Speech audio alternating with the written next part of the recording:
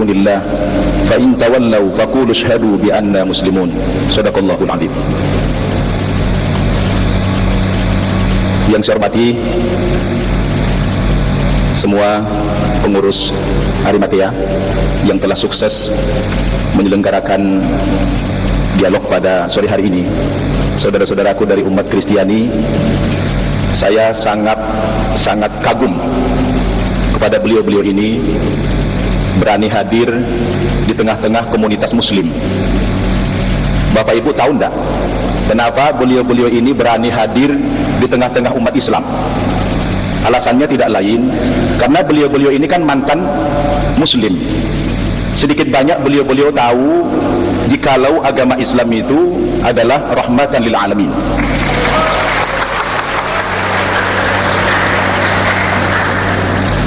Agama Islam itu agama yang damai. Sesuai kata Nabi, al-muslimu man salimal muslimuna min lisanihi wa yadi. Yang dikatakan muslim itu apabila dia bisa mengamankan orang lain termasuk muslim maupun non muslim dari gangguan lisan dan tangannya. Jadi beliau tahu itu Islam agama yang damai, makanya berani hadir.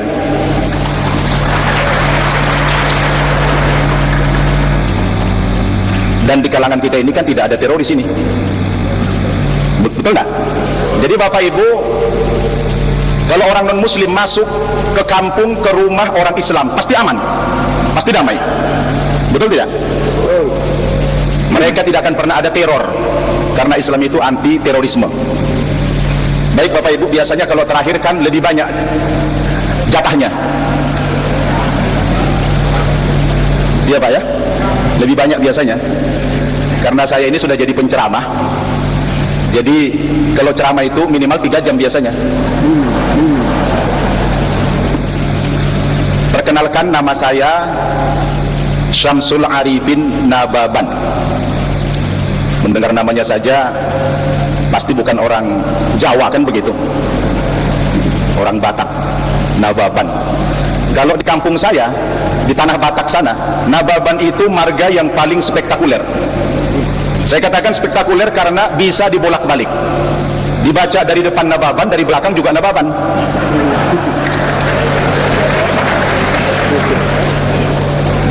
Itu nama muslimnya. Nama baptis saya cukup lumayan bagus juga, Bernard Nababan. Nababannya tidak boleh tinggal itu. Saya dilahirkan di daerah Tapanuli Utara, Sumatera Utara pada tanggal 10 November tahun 1966. Lahir dari lingkungan keluarga yang sangat taat beragama Kristen Protestan dari gereja HKBP. Saya katakan taat karena ayah saya itu aktivis gereja, ibu saya pun pembawa lagu-lagu kerohanian gereja. Tapi bukan lagu dangdut ya, lagu-lagu kerohanian. Saya dibesarkan di lingkungan yang sangat disiplin beragama Kristen. Bapak Ibu tahu orang Batak itu sangat fanatik terhadap agamanya. Kami ada 7 orang bersaudara, saya anak yang ketiga. Dan saya akhirnya menjadi muslim. Kemudian adik saya 2 orang saya Islamkan sekitar 3 tahun yang lalu.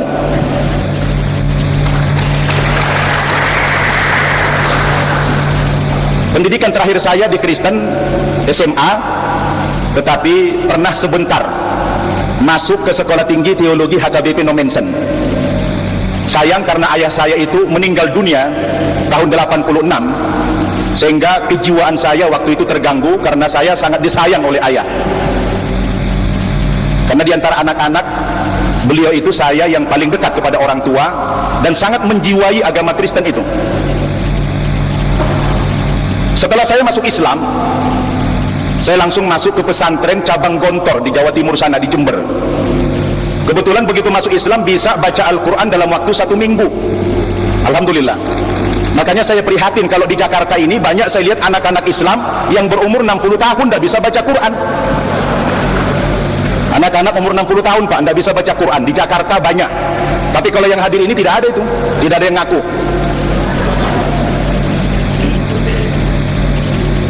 Bapak Ibu, apa alasan saya yang paling prinsip?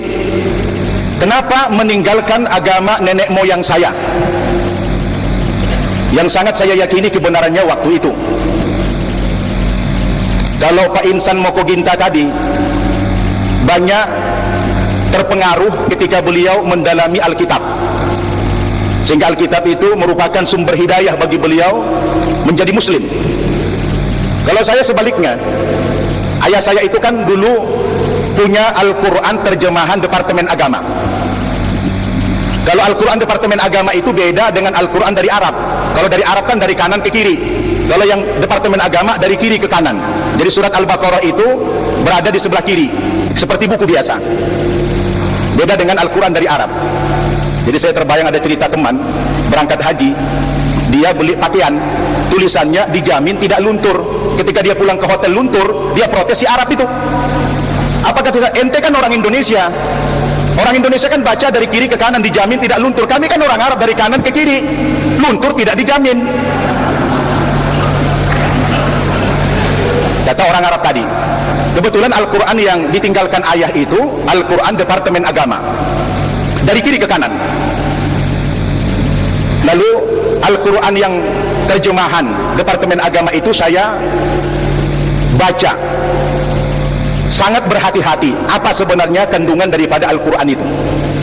Bapak Ibu, ketika saya buka awal-awal Al-Quran dari sebelah kiri, tentunya surat Al-Baqarah itu, saya di awal surat Al-Baqarah saja sudah dikejutkan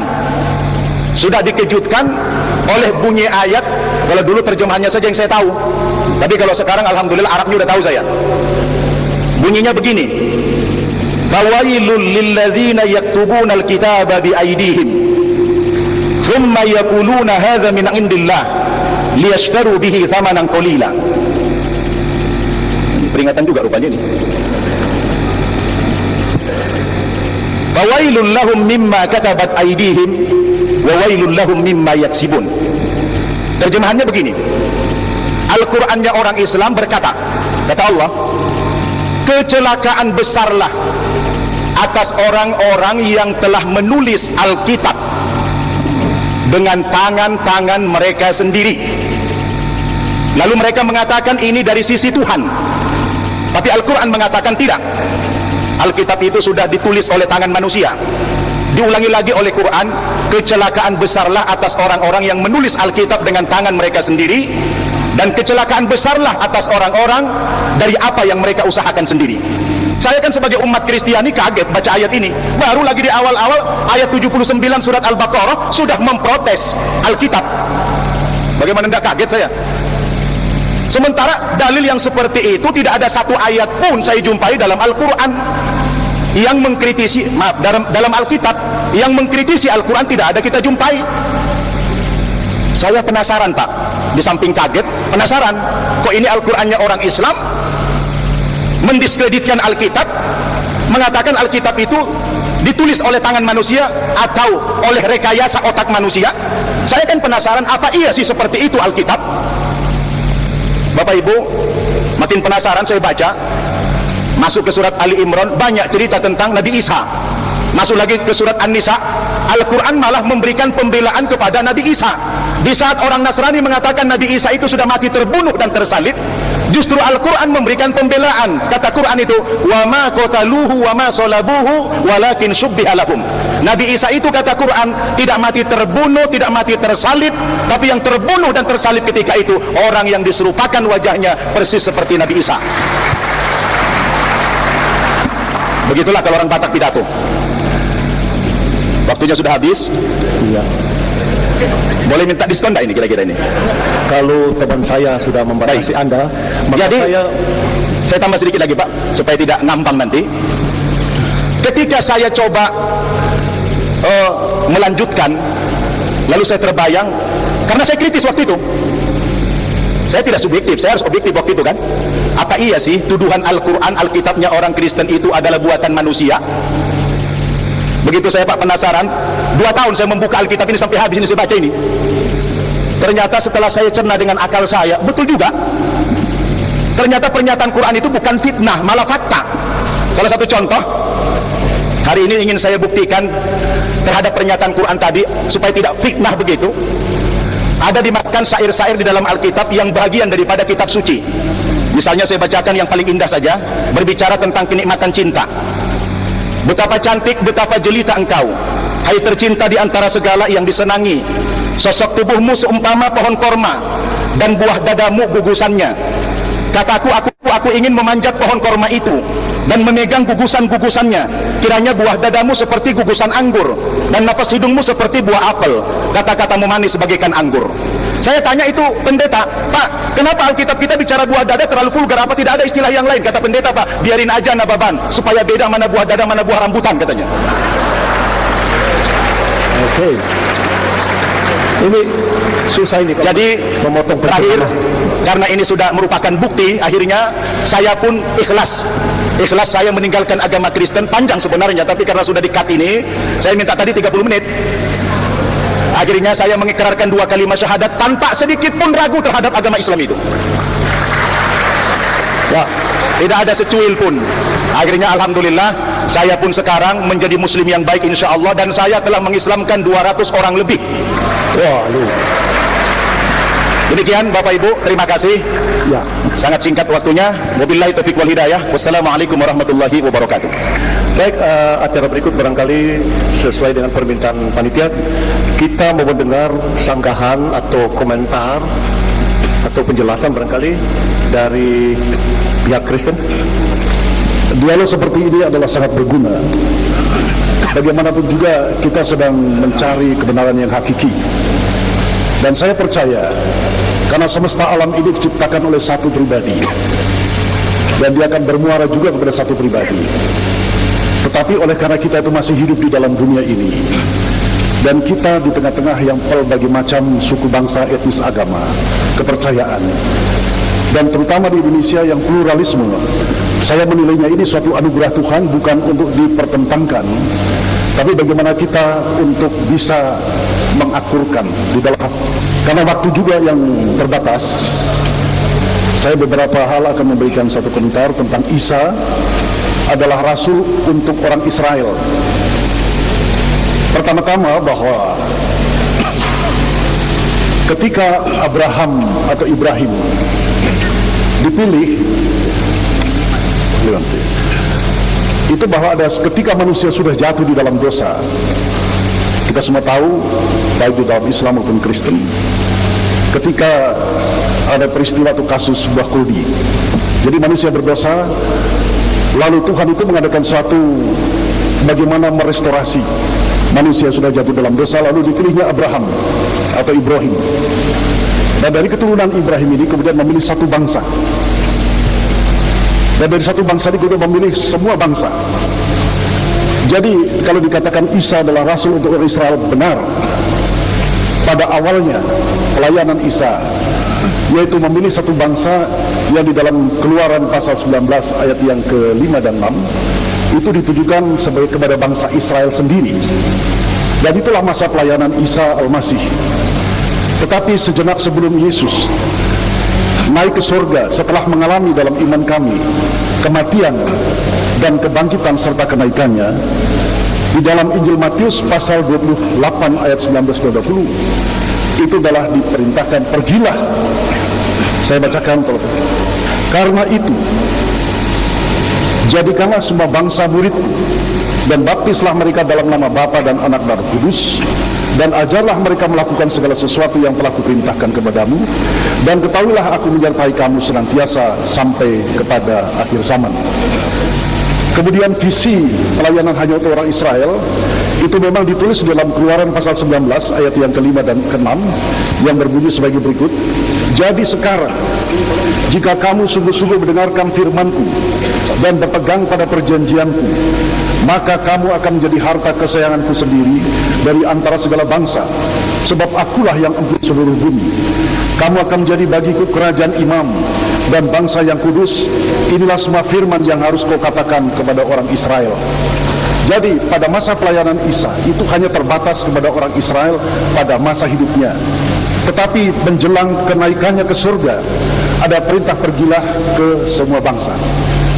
Nah, kita tahu bahwa temperamen Israel itulah suatu bangsa yang keras kepala. Dia tidak melaksanakan amanah daripada Tuhan. Jadi kepada orang-orang Israel itu, maka mandat yang diberikan kepadanya itu kemudian dipindahkan kepada orang-orang yang percaya kepada Yesus Kristus, sebagaimana tertulis dalam 1 Petrus pasal 2 ayat yang ke-9 dan yang ke-10. Tetapi kamulah bangsa yang terpilih, yaitu orang-orang yang percaya kepada Isa, imamat yang rajani, bangsa yang kudus, umat kepunyaan Allah sendiri, supaya kamu memberitakan perbuatan-perbuatan yang besar dari Dia yang telah memanggil kamu keluar dari kegelapan pada terangnya yang ajaib. Kamu yang dahulu bukan umat Allah, tetapi yang sekarang telah menjadi umatnya, yang dahulu tidak dikasihani, tetapi yang sekarang telah beroleh belas kasihan.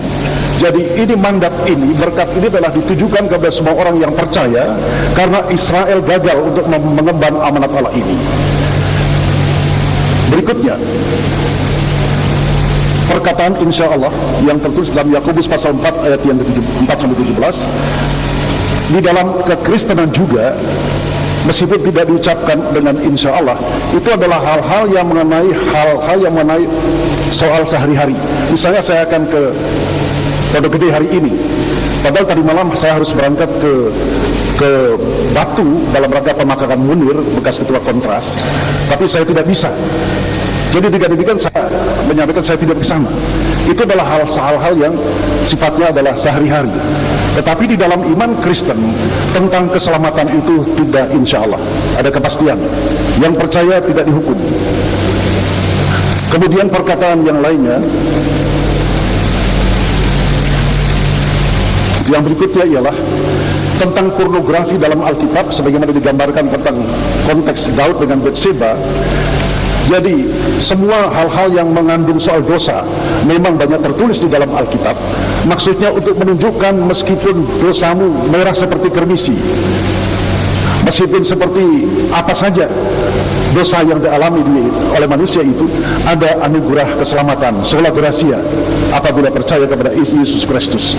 Jadi bukan berarti untuk mengajarkan orang berbuat dosa atau berpornografi, tetapi inilah gambaran-gambaran yang ada dosa yang ada di dalam umat manusia. Sama seperti Raja Salomo, itu juga yang penuh hikmah itu pada akhirnya juga menyembah berhala. Tetapi apabila dia datang kepada Kristus menurut Alkitab, dia diselamatkan. Berikutnya ialah bahwa Islam adalah rahmatan lil alamin. 100% saya mengaminkan. Amin ya. Amin. Jadi saya boleh mengatakan haleluya. Dalam pandangan kami ada hal-hal yang perlu kita cermati, dan saya tahu bahwa Islam itu adalah berserah, pasrah. Pasrah kepada siapa? Pasrah berserah kepada Allah. Saya aminkan itu. Tetapi di dalam hal ini adalah pandangan kami adalah Islam secara universal meaning, pengertian umat Islam secara universal. Sebab kami juga orang-orang yang berserah kepada Allah setiap pagi petang. Mau berangkat ke sini kami berserah, mau tidur berserah. Itulah secara universal. Tetapi ada hal-hal yang sifatnya institusional, yaitu institusi atau lembaga atau agama. Nah, disinilah kita yang membedakannya. Namun demikian, perbedaan ini adalah perbedaan yang tidak perlu diperhadapkan, tapi kita sedang mencari satu keselarasan, satu kesimpulan yang sama. Jadi berikutnya yang dari Pak Samsul, celakalah besar orang-orang yang menulis Alkitab dengan tangan mereka sendiri. Dalam pemahaman Kristen, Alkitab itu adalah written by the inspirations of the Holy Spirit, ditulis di dalam ilham roh. Apa buktinya bahwa Alkitab Perjanjian Lama dan Perjanjian Baru itu ditulis di dalam ilham roh? Di dalam Perjanjian Lama dari Kejadian sampai Maleakhi itu adalah pengharapan kedatangan Sang Mesias. Tetapi orang-orang Israel itu tidak tahu bahwa Mesias sudah datang. Dalam pemahaman kami telah Yesus Kristus. Di dalam Perjanjian Baru orang-orang Kristen mengharapkan menantikan datangnya Yesus yang kedua kali. Jadi ada satu garis merah kesinambungan antara Perjanjian Lama dan Perjanjian Baru, dan itu tidak bertentangan. Inilah tentang celakalah. Jadi pemahaman kami, Alkitab adalah ditulis di dalam ilham roh. Ya, terima kasih. Saya memberikan beberapa ayat. Mungkin kalau tadi dikatakan kalau dari kiri itu saudara-saudara nggak setuju, karena saya yakin semuanya pandai ya berbahasa Arab. Saya akan memberikan penjelasan tentang kematian Isa atau Yesus. Di sini disebutkan dalam Al-Quran 19 ayat Maryam ayat 33 ya. Saya bacakan, wassalamu, adapun keselamatan iku ala yaumi wulitu wa ala yauma wulitu, tetap atas Isa pada waktu dia dilahirkan, wa yauma amutu, pada waktu dia mati, ya, atau mematikan aku Allah pada Isa, wa yauma ab'atu, dan di hari dibangkitkan dia hayan dengan hidup. Jadi Isa itu selamat pada waktu dia itu dilahirkan, mati dan dibangkitkan, ya. Terus salah satu lagi motivasi ayat yang saya temukan dalam Al-Quran, ya tetap Maryam ayat 71, ya.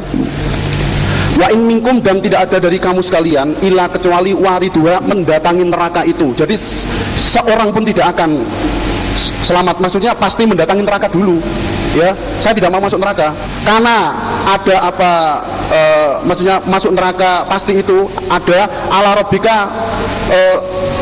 keputusan dari Tuhan kamu sekalian, ya. Nah, segala sesuatu yang dijelaskan tadi bahwa masuk neraka itu hatman sudah jadi kepastian, makdian, dan dihukumi. Jadi masuk neraka itu sudah kepastian, ya, dari Tuhanmu. Terus saya bacakan pernyataan Nabi Muhammad SAW dalam hadis Tirmidzi, ya. Hadatsana Qutaibah, hadatsana Al-Laits ibnu Sa'id ibnu Syihab an Sa'id ibnu Musayyab an Abi Hurairah. Abi Hurairah itu seorang pendeta. Anna Rasulullah SAW olah berkata, siapa Nabi, waladhi demi zat nafsi diriku biadi, dengan tangannya zat, maksudnya Allah, la yusikanna, niscaya dekat sungguh, ayang jila, turun fikum, di dalam kamu sekalian, siapa, ibnu Maryama, anak laki-laki Maryam, yaitu Isa, hakaman, akan menjadi juru hukum, ya, menghukumi semua, muqsiton, yang maha adil. Fayaksiru, dan memecah belah atau mecahi siapa Isa as-soliba, pada berhala, wayaqtulu, dan membunuh siapa Isa al-khinziri, pada setan atau celeng. Dalam di sini dulu saya mangkulnya dalam ustaz saya itu seperti itu. Wayadau, dan membebaskan siapa Isa al-jizyata, pada pajak, wayakidu, dan berlebih apa al-malu, harta sehingga la yaqbalahu, tidak ada yang mau menerima hu, pada harta, ahadan, seorang pun. Jadi nanti yang menjadi juru hukum, menghakimi semuanya, ya, itu adalah Isa. Wa may yuti'illaha wa rasulahu yudkhilul jannah. Barang siapa yang taat Allah. Nah, realisasinya itu seperti apa taat kepada Allah itu? Kita harus cari dan menggali, ya. Menggali dan taat Rasul. Siapa saja yang sudah bagi Tuhan itu dianggap Rasul yang valid, yang sah, ya, maka orang itu akan dimasukkan ke dalam surga.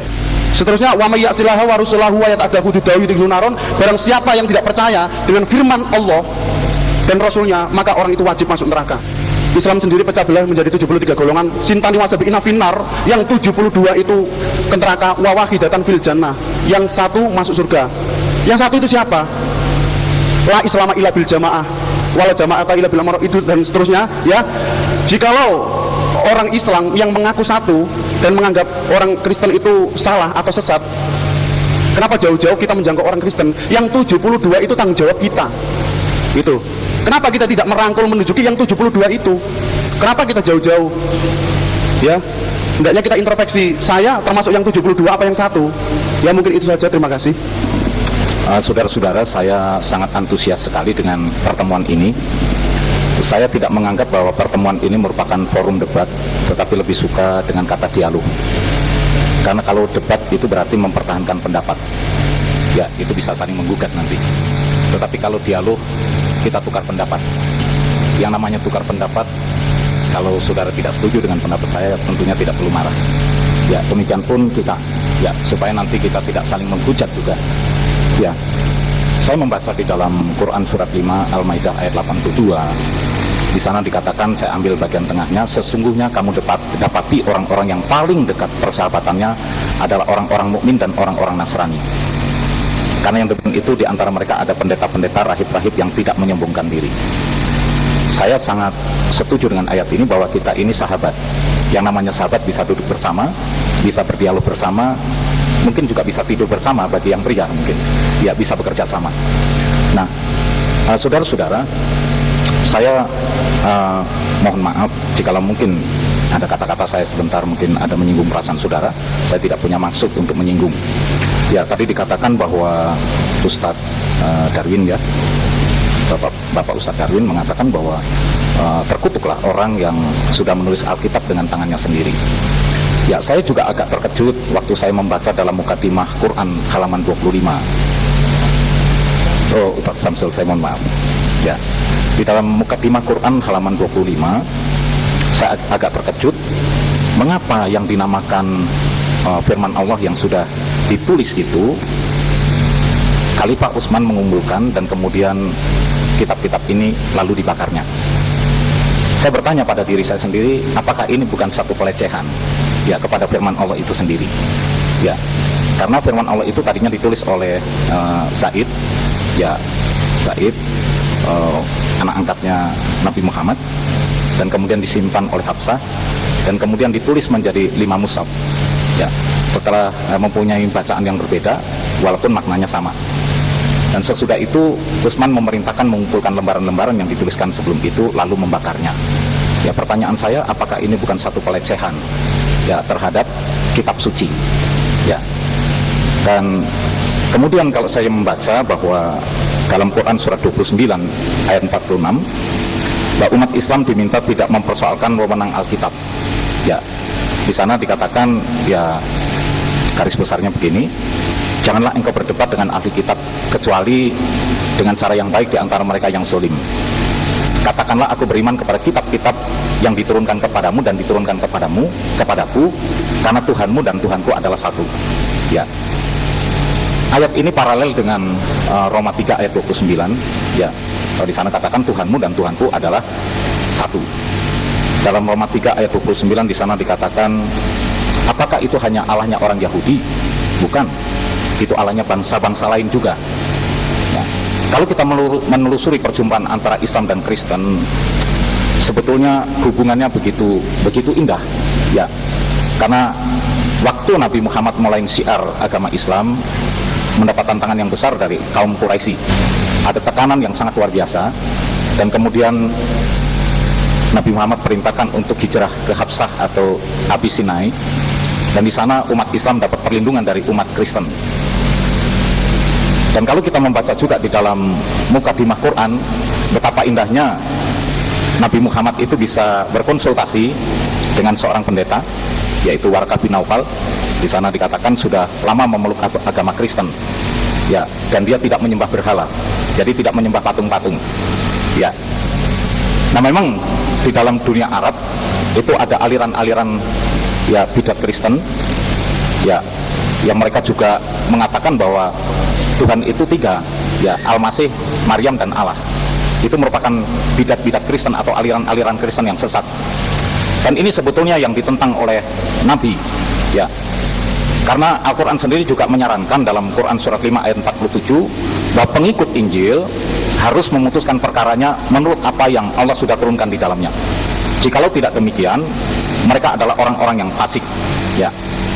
Orang fasik, kalau kita membaca dalam kitab Mazmur atau kitab Jabur, dalam Mazmur 50 ayat yang ke-16 dan 17, bahwa orang fasik itu adalah orang yang suka menyelidiki kitab suci, menyebut-nyebut perjanjian Tuhan, namun mereka mengesampingkan kebenaran firman Tuhan. Inilah orang fasik.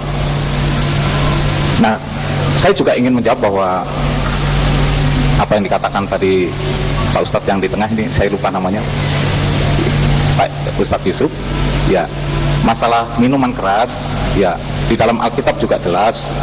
Di sana dikatakan bahwa Amsal pasal 31 ayat yang kelima, di sana dikatakan bahwa berikan minuman keras itu bagi orang yang mau binasa. Ya.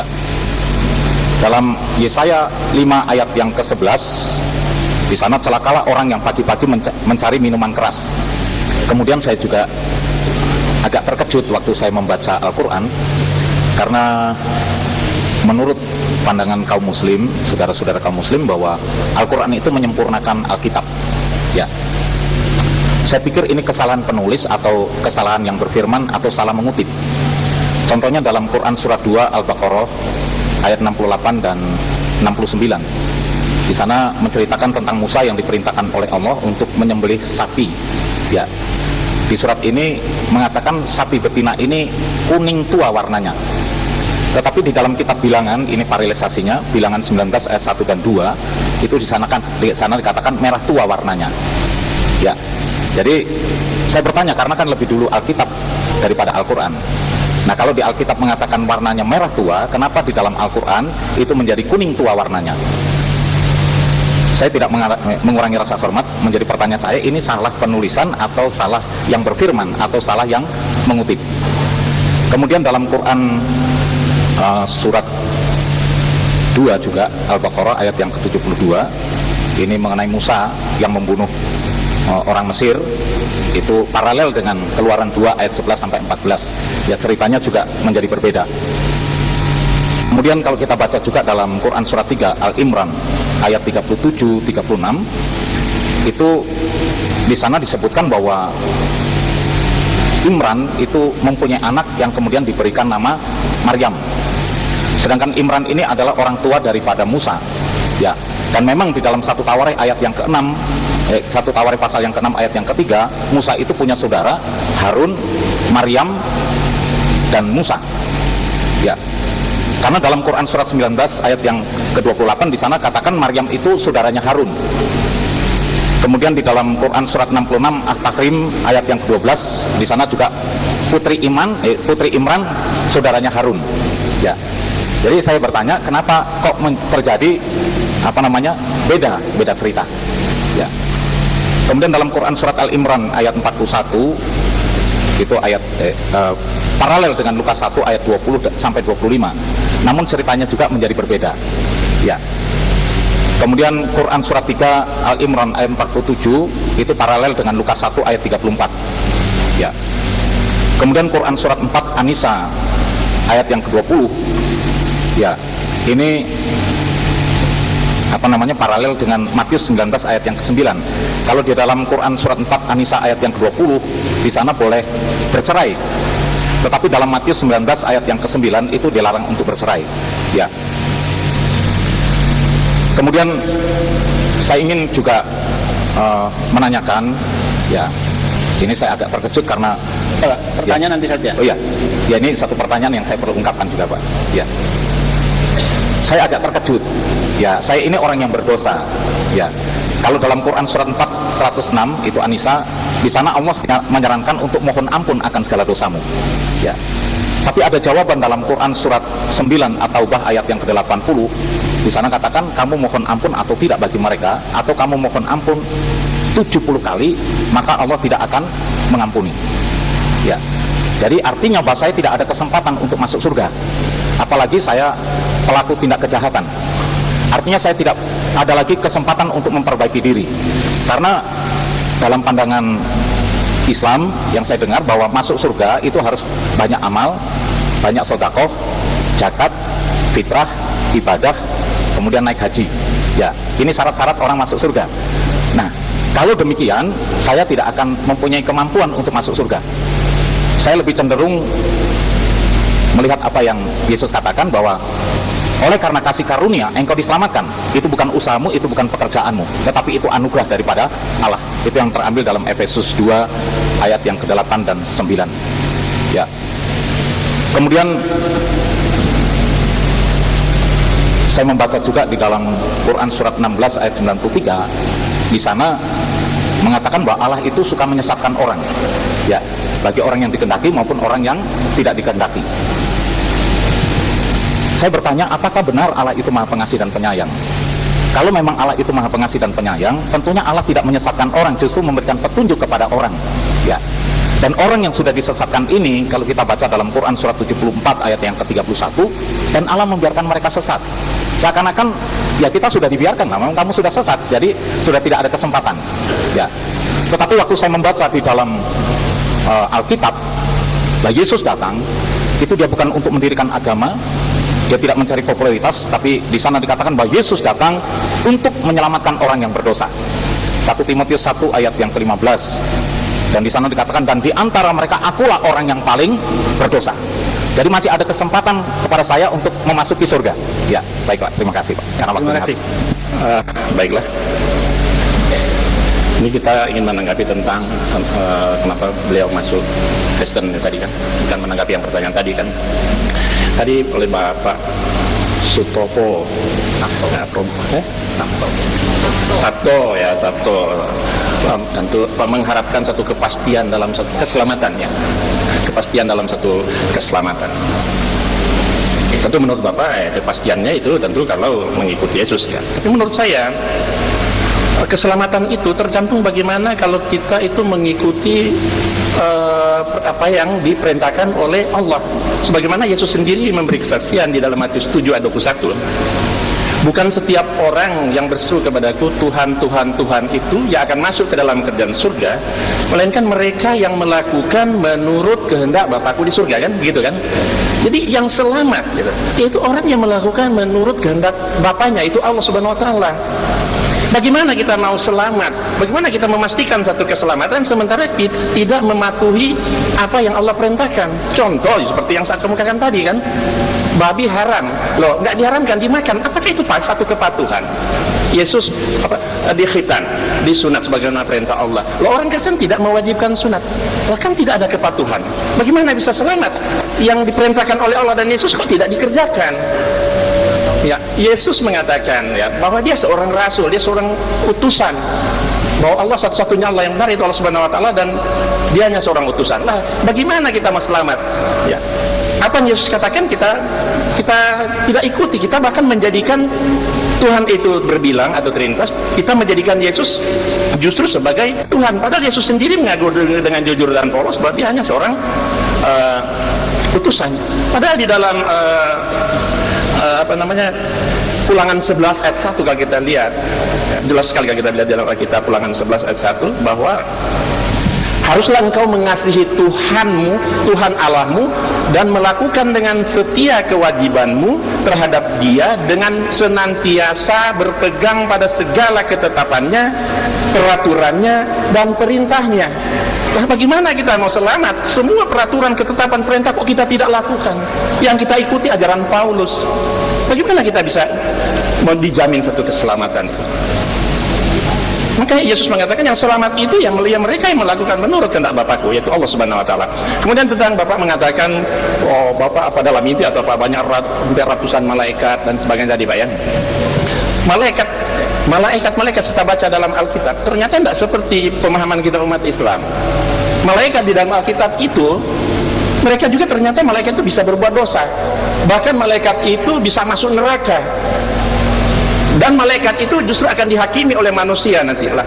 Nanti malaikat yang datang kepada Bapak itu, yang sekian ratus malaikat apa? Jangan-jangan iblis. Iblis yang menyamar menjadi malaikat yang terang. Ya, karena di dalam Alkitab Bapak bisa lihat di dalam Matius 5 ayat 21, dan ia akan berkata juga kepada mereka yang di sebelah kirinya, enyahlah daripadaku, hai kamu orang-orang terkutuk, enyahlah ke dalam api yang kekal yang telah disediakan untuk iblis dan malaikat-malaikatnya. Coba, malaikat ini bakal masuk surga banyak juga ternyata sama iblis. Lah, jangan-jangan malaikat yang datang ya, apakah sudah diuji malaikat betul-betul dari Allah atau jangannya iblis? Nah, di dalam 1 Korintus 6 ayat 3, tidak tahukah kamu bahwa kita akan menghakimi malaikat? Kita akan menghakimi malaikat-malaikat. Jadi apalagi perkara-perkara biasa dalam hidup kita sehari-hari. Ya. Kemudian 2 Korintus 11 ayat 14, hal itu tidak mengherankan sebab iblis pun bisa menyamar sebagai malaikat terang. Nah, ya Bapak, jadi barangkali malaikatnya itu perlu dipertanyakan, ya ratusan malaikat yang datang kepada Bapak itu malaikat yang mana ini ya? Sebab menurut pemahaman Islam sangat berbeda. Malaikat satu makhluk yang tunduk dan patuh pada perintah Allah, tidak pernah akan membangkang gitu. Kemudian ada juga dari Bapak Yosua mengatakan hadis Muslim itu tadi bahwa di akhir zaman nanti akan turun Isa putra Maryam, dia akan menjadi hakim di antara kamu. Benar, itu hadis Muslim nomor 127. Hadis Muslim 127. Tapi Bapak itu hadis itu dia nggak berhenti di situ. Di dalam segala brosur-brosur berwajah Islam, hadis itu paling sering dimuat. Ya, bahwa Isa putra Maryam akan turun, dia akan menjadi hakim yang adil. Tapi dipotong, padahal itu baru koma, belum titik. Dia akan membunuh babi dan mematahkan salib. Nah itu nggak dimuat, dengan sengaja itu dibuang itu. Ya. Padahal itu justru memukul balik, karena tidak mengenakan dibuang. Dia akan membunuh babi. Apakah Nabi Isa akan turun ke dunia dia membunuh babi satu-satu? Oh, kapan beres? Kalau artinya begitu Nabi Isa memberi kesaksian, Inna dina indallah al-Islam, agama benar Islam, semua orang Kristen tidak makan babi. Nah itu namanya membunuh babi. Mematahkan salib. Apakah Nabi Isa akan datang ke gereja nurunin patahin salib satu persatu? Enggak.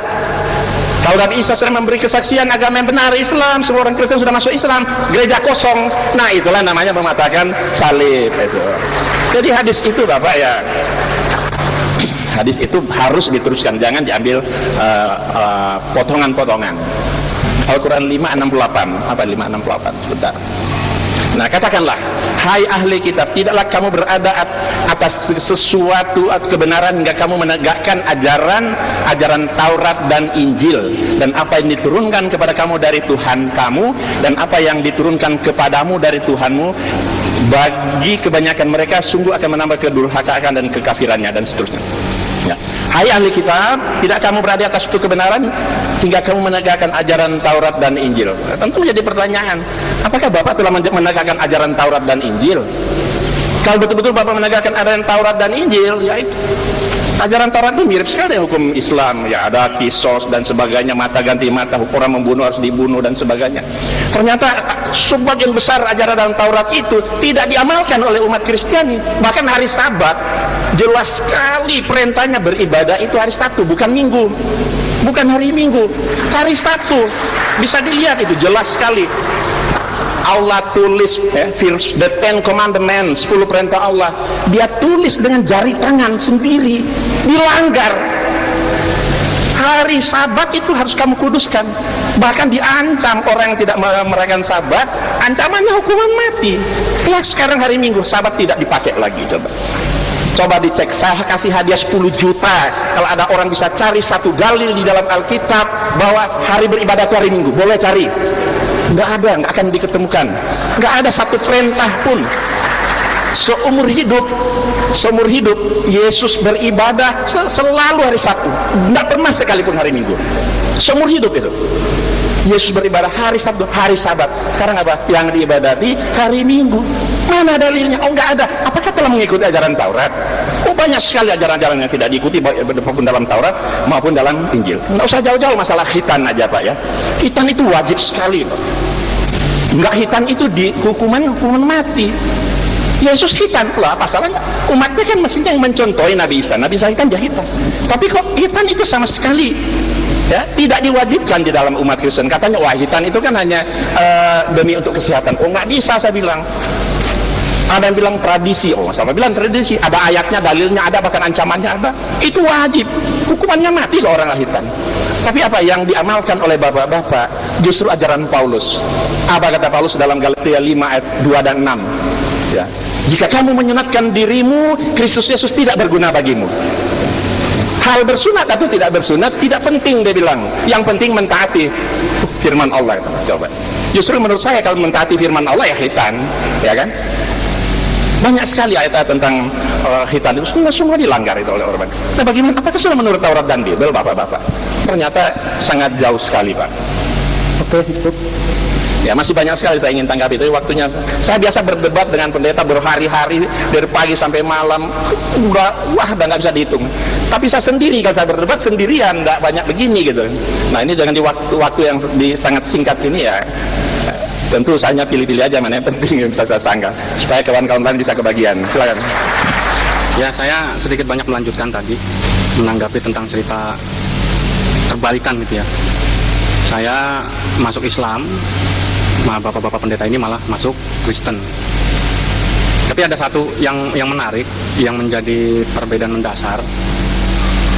Kebanyakan dari orang-orang Kristen yang masuk Islam itu melalui proses berpikir yang lumayan panjang. Jadi artinya di sini Islam itu ini kesaksian saya aja. Agama yang unik. Islam itu agama yang komplit dan lengkap. Contoh, ketika kita membaca Al-Quran itu beda dengan Injil, tidak bisa ditafsirkan seenak perutnya saja gitu. Ada ilmu tafsir, ada nahwu shorof yang harus kita kuasai di sana, sehingga itu menjadi bahan pemantapan ilmu Islam kita, seperti itu. Nah, jadi menanggapi tadi, karena tadi juga mic-nya tidak begitu jelas sekali ya, saya sedikit banyak mengomentari, menambahi dari pernyataan Ustaz Ihsan. Ada satu ayat lagi di dalam Bible, di dalam Alkitab, yang mengatakan kita juga harus berhati-hati Jadi jangan cepat menyimpulkan kalau dapat mimpi itu kemudian saya ketemu dengan Tuhan Yesus lantas kemudian diyakini itu Tuhan Yesus betulan yang akhirnya besok jadi Kristen gitu. Itu terlalu dini. Jadi di sini ada dalam 1 Yohanes pasal 4 1 dengan 3, saudara-saudaraku yang terkasih, janganlah percaya pada setiap roh, tetapi ujilah roh-roh itu apakah mereka berasal dari Allah. Sebab banyak nabi-nabi yang palsu yang telah muncul dan pergi ke seluruh dunia. Demikianlah kita mengenal roh Allah. Setiap roh yang mengaku bahwa Yesus Kristus telah datang sebagai manusia berasal dari Allah, dan setiap roh yang tidak mengaku Yesus tidak berasal dari Allah. Roh itu adalah roh anti-Kristus, dan tentang dia telah kamu dengar bahwa ia akan datang dan sekarang ini ia sudah ada di dalam dunia. Artinya roh-roh anti-Kristus, roh-roh iblis ini sudah mulai banyak ada di dunia kita sekarang ini, maka kita juga umat Islam harus berhati-hati. Nah, seperti itu. Jadi begini, kadang-kadang ada yang mengatakan kalau yang disebut roh Allah itu harus jalan tentunya dengan perkataan-perkataan Allah sendiri. Kalau yang disebut bukan roh Allah atau roh antikristus itu pasti bertentangan. Nah, sebagaimana tadi yang sudah dikupas, kebanyakan dari orang Kristen justru melanggar perintah-perintah Tuhannya, perintah-perintah yang ada di dalam Alkitab. Contoh satu tadi misalkan mengenai sunat tadi, banyak masih ada contoh-contoh lain yang melanggar pelanggaran-pelanggaran syariat. Maka begitu awal saya masuk Islam, Pak Kiainya itu nggak percaya kalau saya sudah disunat juga. Jadi walaupun saya dulu Kristen, tapi saya tetap disunat karena kami Kristen yang pintar dan tahu kesehatan gitu ya. Nah, Pak Kiainya nanya, Pak Rudi Yusuf sudah disunat belum? Sudah, nggak percaya. Ya udah, akhirnya masuk ke kamar saya kasih tunjuk, tuh kan Pak Kiai betul saya sudah disunat. Nah, jadi nggak apa-apa, memang harus dibuktikan semua ajaran itu. Nah, jadi dengan kata lain bahwa kalau menyimpulkan Roh Kudus itu harus ada indikasi-indikasi khusus dulu. Jadi jangan cepat menyimpulkan bahwa itu adalah Roh Kudus. Dilihat dulu bagaimana, apakah selama ini kehidupan syariat beragama Kristen itu sudah sesuai dengan tuntunan-tuntunan yang telah diajarkan oleh Tuhannya atau tidak. Kemudian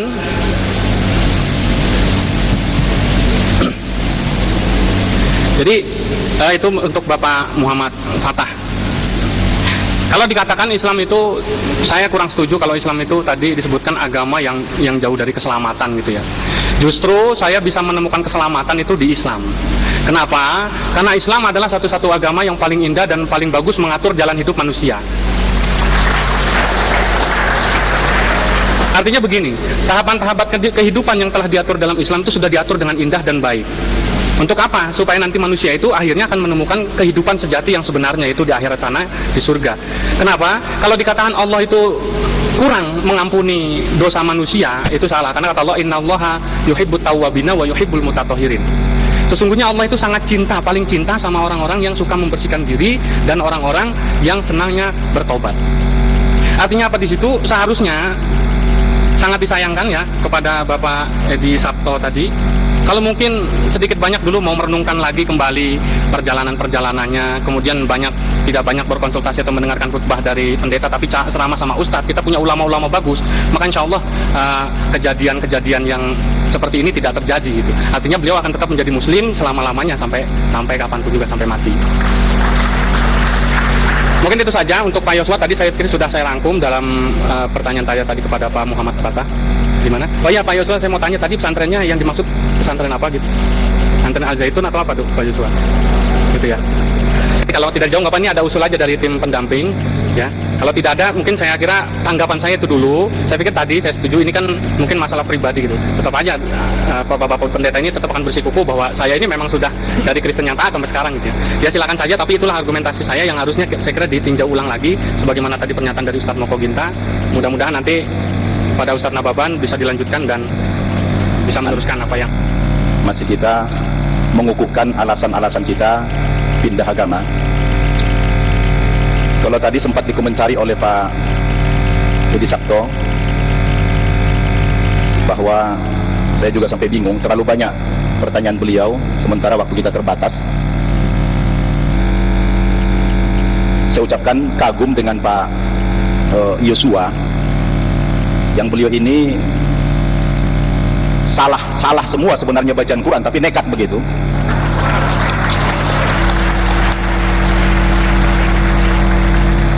Saya salut dengan beliau yang begitu nekat, walaupun bersalahan semua, luar biasa.